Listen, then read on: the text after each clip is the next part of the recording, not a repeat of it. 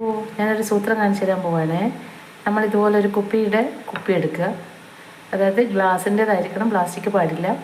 അതിൽ കുറച്ച് ഉപ്പ് ഇതുപോലെ നിറയ്ക്കുക. ഒരു പകുതി ഭാഗം ഉപ്പ് നിറയ്ക്കുക. ഇതിപ്പോൾ ഞാൻ പിഴിഞ്ഞ നാരങ്ങയുടെ തോടാണ്. നമ്മൾ ഈ തോട് കളയാതെ ഇതിനെങ്ങനെ യൂസ്ഫുൾ ആക്കാമെന്നാണ് പറയുന്നത്. അപ്പോൾ ഈ തോട് എന്ത് ചെയ്യുക, ഈ കുപ്പിയിലേക്ക് ഇടുക. ഇതിങ്ങനെ ഉപ്പിലേക്ക് ഇങ്ങനെ താഴ്ത്തി വെക്കുക. ഒരു 3-4 ദിവസം നമുക്കിതിങ്ങനെ ഉപ്പിൽ വെക്കാം. അതിനുശേഷം നമുക്ക് ഇതിങ്ങനെ കിട്ടും. ഇതുണ്ടോ?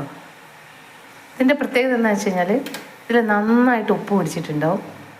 എന്നാലായിട്ട് വെള്ളത്തിൻ്റെ അംശമൊന്നും അധികം ഉണ്ടാവില്ല. അപ്പോൾ ഈ ഉണക്ക് സാധനങ്ങൾ ഇഷ്ടപ്പെടുന്നവർ, അതായത് ഉണക്കമുളക്, അതുപോലുള്ള ഉണക്ക് കയപ്പക്ക, അങ്ങനെയൊക്കെ ഇഷ്ടമുള്ളവർക്ക് കഴിക്കാൻ പറ്റിയൊരു സാധനമാണിത്.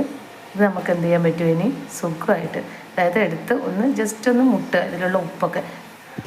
അപ്പോൾ ഇതിലെ ഉപ്പിൻ്റെ അംശമൊക്കെ പോയിട്ട് ജസ്റ്റ് എന്താവും, ഇതിൻ്റെ ടേസ്റ്റ് നന്നായിട്ട് ഉപ്പ് പിടിച്ചിട്ടും ഉണ്ടാവും.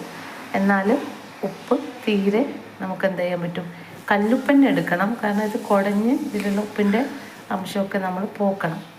എന്നിട്ട് നമുക്ക് എന്ത് ചെയ്യാം, സുഖമായിട്ട് ചോറൊക്കെ തിന്നുമ്പോൾ ഒരു ചെറിയൊരു ഉപ്പ് മുളകോ അല്ലെങ്കിൽ ഉപ്പ് നാരങ്ങയോ ഒക്കെ കഴിക്കാൻ തോന്നുമ്പോൾ ഇതൊന്ന് കടിച്ചാൽ മതി.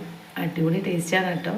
നമ്മൾ ഉപ്പിലിട്ട നാരങ്ങനെക്കാട്ടും വേറൊരു ടേസ്റ്റാണ് ഇതിന് വരിക.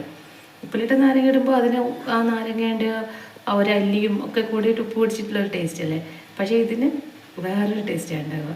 ഇത് നന്നായി ഉണങ്ങിയിട്ട് ഉണ്ടോ, വെള്ളമൊന്നും ഇല്ലാതെ നല്ലോണം ഉണങ്ങിയിട്ട് നല്ല അടിപൊളിയായിട്ട് കിട്ടും. അപ്പോൾ നിങ്ങളൊക്കെ ഒന്ന് ട്രൈ ചെയ്ത് നോക്കുക. താങ്ക്